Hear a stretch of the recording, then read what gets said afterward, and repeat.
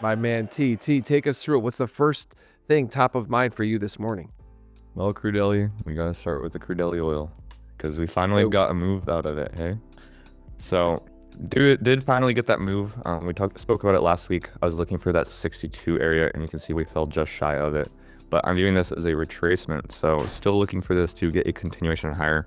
I would like to see, Tuesday here form the low if we can get a trend this week to go higher, just because if this is going to be a retracement, we're not going to just hang around and consolidate. Then we do want to see this low formed with a swing point and then to just continue to trade higher here. So we'll see if we can finally get some movement here after we got this nice little break last week. Yeah, I'm long crude oil. I'm long calls a couple weeks out, and I continue to think that this is a good low. I looked at it last week. I saw that the news took us lower. I had like 58.64 as a key area. I saw stabilize there, and this week is a big week for crude. I mean, you have the energy space doing very well. We've talked about natural gas, which maybe we'll see what that looks like on your charts. Maybe we stay in energy following this, but yeah, I agree with you. When you look at it, right, like this is an important week. Like we have to see it stabilize here, and we'll see how it closes out today for crude oil. But I do think that the setup is there. It's starting to form a little bit of a low. So time will tell us throughout today. Real quick, what invalidates it today? If we were to take out today's low, is that the invalidation or what's the invalidation? So this week, I don't really want to see this low get taken out, and that's just because if you go down to the hourly chart here, we have this nice reversal here. So we have a reversal off of the previous week's low, and then into today, we have a consolidation. We reach back into these opposing candles, so this support here, and we form a new support, right? So I don't want to see price go below this low if this trend is going to continue or break out to the upside. If we do hit this low, then it's failed and it's going to drop lower and either consolidate or just mess around, which is not really that interesting, right? We want to see that just either go or you want to not be involved in it.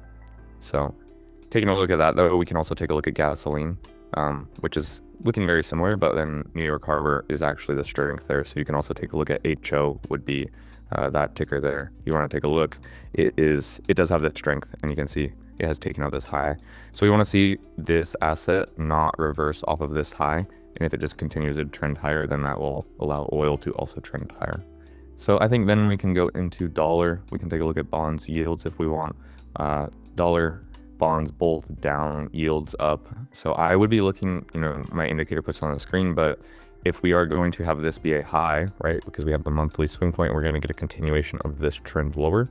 I'm looking for price to, one, reach back to the monthly open, which we've almost already done, but then are we closer to previous month's high or previous month's low? Previous month's low. So looking for price to run through these lows into here and into, the October lows. I think it's going to be a bit more difficult to get down to that September low just because of how this formed. It's a protected swing to me. We swept out this, we have a nice V shape. So I'm also looking for price to take out this low here, the October low on dollar. Yeah, I mean, when you look at what's happening too across the board on the currencies, and I know you'll probably go here next, you got Euro up 148 ticks against the dollar today. You got CELSI up 218 ticks. I mean, the big moves. It's funny with the Swissy because it hasn't gone anywhere, right? If you look at its price since, June, July, August, we're still in the exact same range. It just has these big consolidation periods and then just a random move. I wouldn't say random, but just a big move. So it's kind of hard for me to anticipate this at all. But yeah, it did have a nice move today. And then funny enough, yen's not really doing much, right? So it's been trending lower. You can see on a day where dollar is down, you want to focus on the strong foreign currencies. You're obviously not going to want to look at yen because it is also not really, it doesn't have that strength. You want to focus on the assets that have the strength, which are either going to be in NZD, AUD, or the euro, pound, and the Swiss. Yeah, again, if the indexes are a little too busy for you, you don't have anything clean, I like this look here, starting with the dollar looking weak and then looking for the markets that are the strongest against it. I mean, euro and Swiss, those moves typically don't give back that easily too. So if you like trending markets, again, very similar to what I think we talked about with crude, like it looks like it's trying to trend a little bit. I think you're going to look for lower volatility in other markets right now. I think you see it. These trends are pretty clear to me. And like I said, you don't see currency trends turn around and do 180s as much like equities. Equities can come all the way back, typically, unless there's news. Currencies, what they kind of do overnight, tend to trend a little bit more into the day. Just some food for thought if you watch them, if you're watching those markets. And a quick look at the bonds. You know, they are leading the way. This is a pretty textbook way to trade a consolidation. You know, if I wanted to mention this, we have a high, low, failure swings on both sides. We sweep out the high, we have a nice V-shaped reversal with a swing point, and we get a move to the other side of the range. So it's nice to note that bonds have taken out this low. We want to see if we can continue through this, as dollar has yet to take out that same low. So we do have a divergence there currently, but I would like to see dollar continue into that low. And that bond market T is something we've been talking about quite a bit here on NinjaTrader Live. If the 10s and the 30s continue to go lower, what does that do for equities? And so for the bond market on the ZB, I'm curious, do you have any targets that you look at? I mean, I know that we talk about identifying what the trend is and it looks bearish, but where do you think this thing, what's the possibilities of this going? I mean, for me, the way I would like to see it is mainly focused on these areas around 112, just because, like similar to the dollar, these are harder lows to reach for, just as they've taken out lows previous. And so I'm more focused on this just consolidation right here. Those are a lot easier to hit. So if we get a continuation through this low, just looking for it to continue into there, which is just that, you know, August, September low over there. That would be what I would be looking for in terms of a longer term target. What do we got next? Yeah.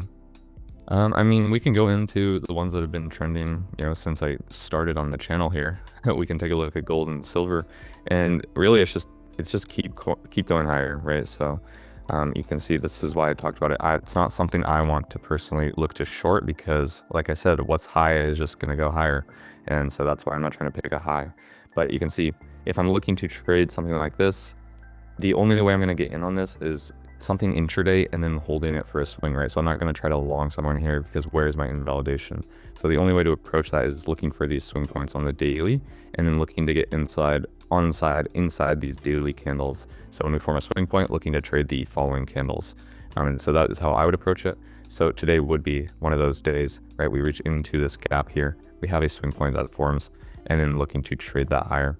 Now gold and silver both going higher. You can see gold kind of catching back up. Silver had the strength in the previous week, has a consolidation, it's moving higher.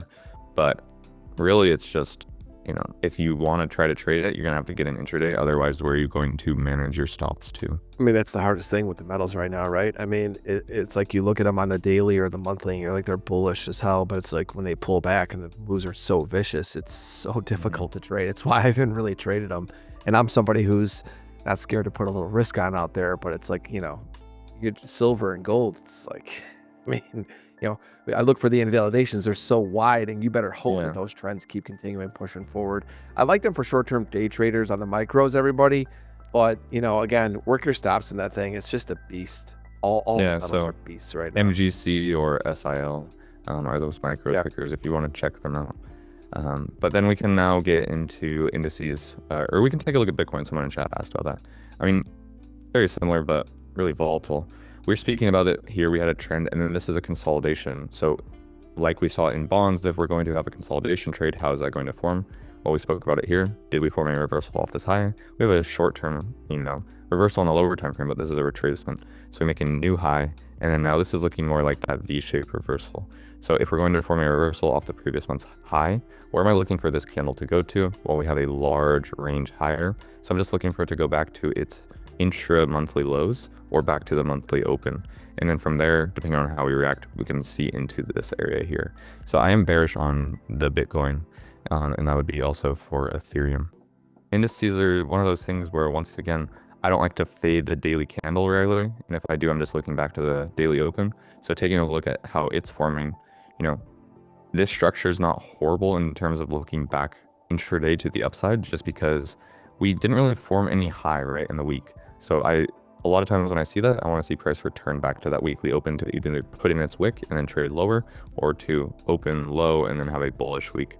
Now taking a look at it, you know, it's not looking great. Right now it says the Dow's a bit weaker, but I would just be looking for the open to make an intraday, a new intraday low. I'm not really that interested in this. This isn't my type of setup because the daily range has already expanded. So I don't really have a whole lot in indices there. If you get positioned overnight in this, that's great. It's not something I would trade personally, but this is something where I would just personally stay out of it and then use tomorrow and this daily candle closure as a framework to get some more data or analysis.